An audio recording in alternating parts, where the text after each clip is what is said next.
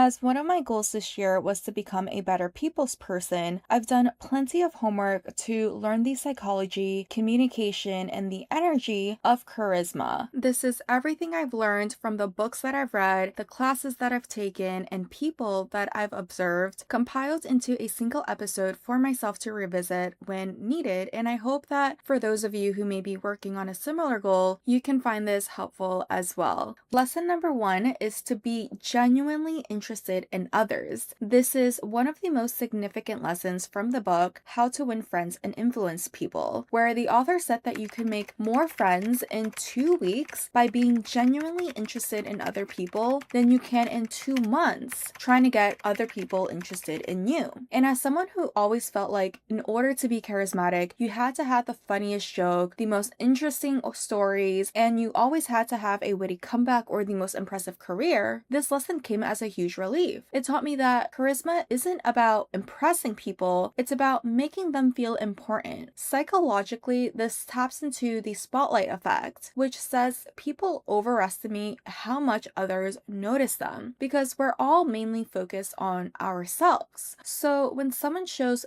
genuine curiosity about us, it feels rare, it feels flattering, and it's memorable. I think Oprah is one of the best and most charismatic interviewers because she understands this. She doesn't dominate the conversation. She makes her guests feel like the most important person in the room. She doesn't pull the spotlight onto her. She lets it reflect back to the person she is interviewing. People love to feel like the star of the show, and so when you shift the conversation towards the other person's passions, their experiences, their achievements, and you give them your full attention and show genuine interest in what they have to share, it makes them feel valued. And as a result, you become magnetic to them. Ironically, you'll notice that the less you try to be interesting and the more you show interest, the more people see you as charismatic. The next lesson is to never outshine the master. This is the first lesson from the book 48 Laws of Power, and again it addresses that belief that I had that in order to charm someone, you had to impress them. Being genuinely interested in others from the first lesson demonstrates for us how making others feel important makes us charismatic, but this law, it shows us that flip side of the same coin, warning us that sometimes trying to impress is the worst thing that you can do. The author opens with this law for a good reason. Power and ego are delicate. People rarely admit it, but insecurities, they can run deep. And so when you try too hard to shine, it can actually make others feel threatened. This taps into the psychology of status and ego. People are drawn to those who make them feel important, not those who make them feel small. And so when you take up too much spotlight, it triggers a sense of competition in others, even subconsciously. In the book, the author shares a real historical story of someone who was obviously trying to make a good impression on the king to get on his good side, and so to impress him, he threw this lavish party, and the party was a great hit, and everyone was so impressed by the party that the king had the guy sentenced. People have egos, and because no one wants to admit it, it's difficult to identify, making it dangerous to quote-unquote impress, because to the wrong people, it makes them feel threatened. By you impressing, it shines light on insecurities, it makes them feel like you are stealing their spotlight, and as a result, instead of you charming them, they now feel threatened. Don't make people feel small to look big. Spotlight them, not yourself. Casanova was infamously known to be one of the most charismatic men of history. He wasn't necessarily the most attractive, handsome man at the time, but he was incredibly charming for this exact reason. He spotlighted the ladies he interacted with. He shifted the focus to spotlight them, how beautiful they were, how special they were, how interesting and how impressive they were, not him, and as a result, clearly very successful. If your goal is to be charismatic, stop trying to dominate the room with how amazing you are. Shift the focus back to them. I'm a firm believer that you should be proud of your achievements and that you should be able to share them with people who can and will celebrate you. But the fact of the matter is, we live in a world where not everyone will, and you can use that to your advantage and to your charm strategically. Lesson number 3, confidence is charming. This is a lesson I came to learn after I was charmed by Gia from a show I was was watching called Singles Inferno. If you've seen the show, you would probably agree with me that Sungjia was one of the most magnetic women there. Not because she was the loudest, not because she was trying to impress anyone, but because she was confident. You could feel it in the way she spoke about herself, how she carried herself, and the way she took care of herself. When you love yourself and pour into yourself so much, you feel whole, and that is what confidence is. And when you're confident, you learn to appreciate others instead of competing with others. For example, when Jia and another woman went on a date with the same guy, when he clearly only showed interest in the other girl, Jia just sat there and enjoyed her coffee. She didn't feel the need to try to impress the guy and compete with the other woman for his attention and for his interests. When someone lacks confidence, it often shows up as overcompensating, bragging, or being overly critical, behaviors that make others feel tense, judged, or just uncomfortable. That's why confidence isn't just attractive, it's also comforting. Because the fact of the matter is, self-love is a mirror, right? If you feel good about yourself, then you will make others feel good about themselves. The same is true for the opposite. When you don't feel good about yourself, you project that outwards and make others feel bad. And no one wants to be around someone who makes them feel bad about themselves. This is why confident people are naturally just charming, but confidence starts with how you choose to love, respect, and pour into yourself. And when you do, when you love yourself, when you respect yourself, and when you pour into yourself, like Jia, others will follow. The next lesson is the pratfall effect. The pratfall effect is a fascinating concept from social psychology. People like you more when you're competent, but also human, aka a little imperfect. Many of us want to understandably make our best impression, and so we want to portray that best version of ourselves. Just 5 minutes scrolling on social media is proof of this. But the problem comes when we confuse best version with perfect version. Perfection creates distance. It feels intimidating and just unrelatable. When someone seems too flawless, it's hard for others to connect with them on a human level. Jennifer Lawrence is a great example of this. Remember that time when she tripped on the Oscar stairs? Instead of panicking, she laughed it off and even joked about it. She was already seen as talented and successful, which covers the competent component, so that little slip made her seem more down to earth and relatable, and people adored her even more. This is the same reason why I think so many people adore Tom Holland, who is known for accidentally revealing Marvel spoilers during interviews, making him even more beloved because his slip-ups show his excitement and authenticity. He's clearly very competent as an actor, and so his clumsy honesty comes off as charming. You'll find that the core pattern to each of these examples follows someone who is already competent, credible, or even admired. They make a small mistake or admits a flaw and handles it with confidence and maybe a little bit of humor. A lot of us either get so defensive or incredibly ashamed, but at the end of the day, it's what makes us human, and it can actually work in our favor because it makes you more relatable. So if you want to be magnetic, learn to embrace those occasional slip-ups and stop obsessing over being perfect. Competence earns respect, but being human earns the heart. The next lesson is the enemy effect. You've probably heard of the saying, the enemy of an enemy is my friend. This pretty much captures the very essence of the enemy effect, a psychological phenomenon where people bond deeply and quickly over a shared opponent or challenge. There are good reasons as to why it's so effective, but before we explore it, it's important to note that the quote-unquote enemy, it doesn't have to be a person. It could be a situation, a toxic workplace, a stressful class, or even a shared struggle like financial stress or a bad relationship. It's that common threat or obstacle that reinforces a us versus them dynamic, which creates psychological trust quickly. It also triggers the most activating emotions, which we'll cover next, but the enemy effect leverages that to create connections that are deeper and more quickly. One of the most obvious examples is from the movie Mean Girls. Katie and Janice initially bonded over their shared dislike for Regina George. It created an alliance that drove the entire plot of the movie. But again, it doesn't always have to be a person. Some of my closest closest friends came from overcoming a mutual enemy, and for one of them, it was our mutual dislike for our jobs. And so we started working together to build something of our own so that we could afford to quit our jobs. And so how do we use this to increase our charisma? Try to identify a mutual pain point, not in a manipulative way, but in a human way to connect and align together to overcome it so that you can establish this us versus them type of bond. If someone mentions that they're stressed about school, a tough client, or even the weather, lean into that commonality, saying, "Oh my goodness, me too. I thought I was the only one." Immediately, that shifts the dynamic from strangers to teammates. And I think this lesson holds so much value because charisma isn't always about being positive and bubbly. Sometimes it's saying, "I get it. I've been there too. We're on the same team." And that shared understanding creates trust, and trust is magnetic. The next lesson is activating the right emotions. If there's one group of people who can charm like a fox, it's people in sales or marketing. There was this class that I took on viral marketing by Jonah Berger that taught me one of the most effective ways to get people to act, whether that's buying something, sharing something, or simply remembering you. You have to make them feel something. But the thing is, not all emotions are created equal. Emotions drive behavior. That's a fact. People might forget what you say, but they will never forget how you made them feel. However, not every emotion creates the same level of engagement. The professor explained about the difference between low arousal emotions like sadness and contentment and high arousal emotions like awe, excitement, anger, or even surprise. High arousal emotions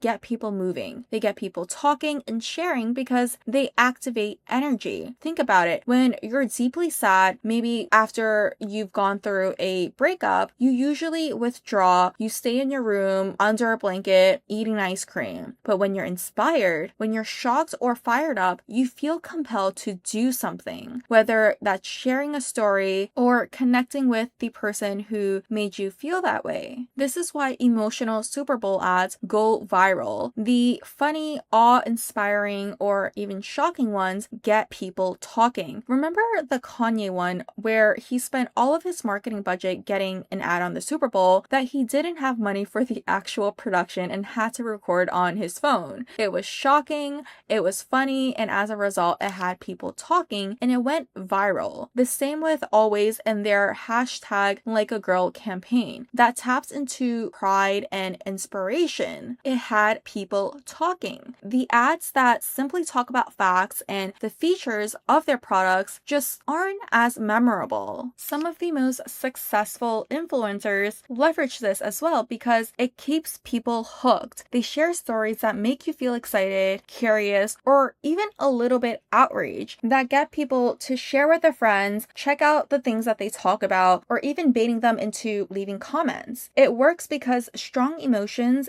deepen connection. Charisma isn't about being fake or dramatic, it's about being emotionally intelligent. And by applying this beyond just sales and marketing, it can make you a very emotionally intelligent person because not only are you emotionally connecting with people, which is always more effective because remember what we said, people can forget what you say, but they won't forget how you make them feel. But beyond just that, you connect on the most activating emotions. And last but not least, lesson number 7, maintain mystery and intrigue. This principle came from Robert Greene's The Art of Seduction, which says to reveal yourself gradually. And from so many people I've observed and we've explored together, like Alexa Dummy or Kate Moss from our supermodel episode, it has supported this. You can define what mystery means to you, but the point is to not overshare. Humans are naturally curious, and oversharing removes that curiosity and intrigue. Psychologically, this ties into Cialdini's principle of scarcity from the book Influence. We value what feels rare and exclusive. And so when someone is overly available or gives everything away up front, the perceived value drops. On the flip side, when you maintain a little mystery and when there's still something left to discover, you create intrigue and allure. A lot of celebrities do this when they show up at events, stay for a little bit, and excuse themselves saying that they have somewhere else to be even when they don't. It drives up their social value. This doesn't mean being cold or playing games. It's about balance. Warmth draws people in, but mystery keeps them hooked. Many high status people have mastered this as well. They're friendly, they engage in conversations, but they always seem to have somewhere else to be. And that limited access signals value. Charisma thrives on intrigue. When people feel like there's more to learn about you, they lean in. Mystery makes you memorable because you become a story in progress, not a closed book. So be warm, be engaging, be friendly, be kind, all of that, but don't put your entire personality, your entire life story on the table right away. You can keep a little bit for later, and that's how you stay magnetic. There's so many tips, advice, rules, laws, mindsets that explore the art of charm. Charisma comes in all different styles, but I feel like the ones highlighted today felt the most universal and would apply to, if not most, to everyone. These are tools that you can take and practice to build charisma as a skill, but feel free to apply it in a way that feels authentic to you so that your charm is genuine to you. I hope that these tips, lessons, psychological and social phenomenons will help you like I know it will help me. Other than that, that's it for today. Be sure to check out the It Girl newsletter sent directly to your inbox for your notes and reference to join in on the conversation and to help decide on what we can explore next. I hope to see you in the next one, and in the meantime, as always, stay hot. Bye!